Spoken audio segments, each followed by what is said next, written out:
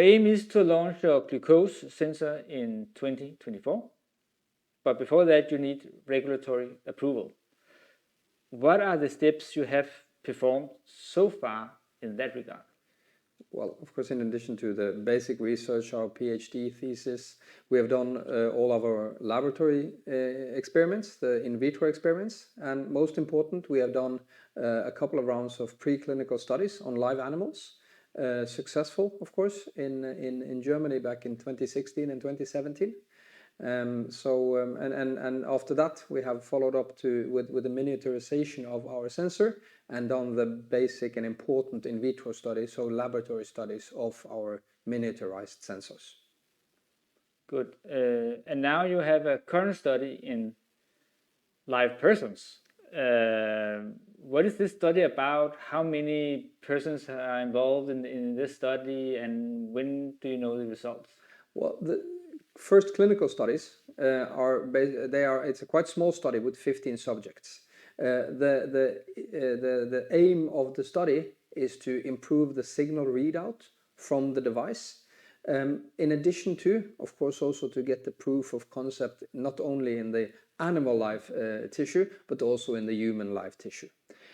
We aim to finalize the study by end of September this year, and we hope to be able to communicate some results before the end of September as well. It might, of course, be over in October, but we hope to do it in September.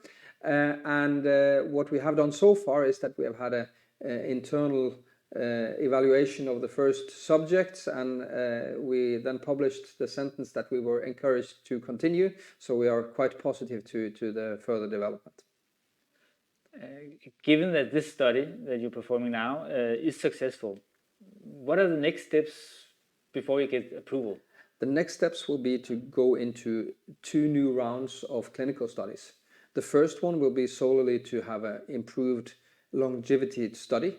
Of course, when we put it inside the human body, we want to test that the functionality is there for more than the few days we have in the first study.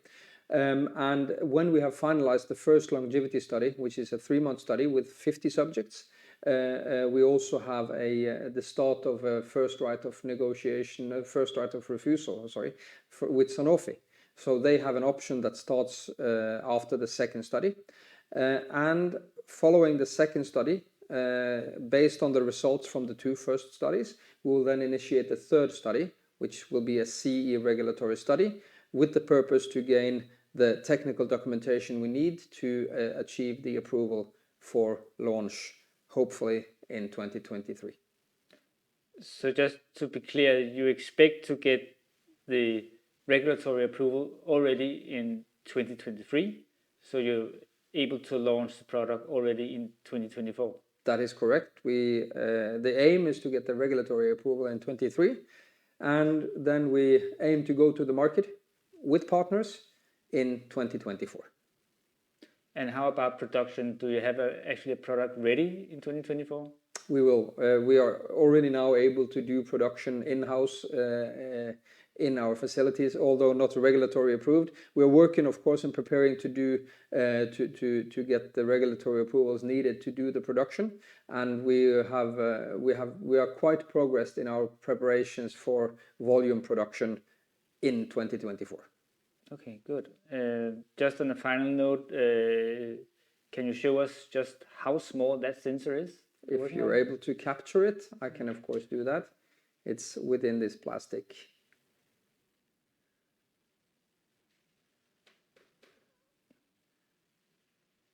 Thank you. Thank you.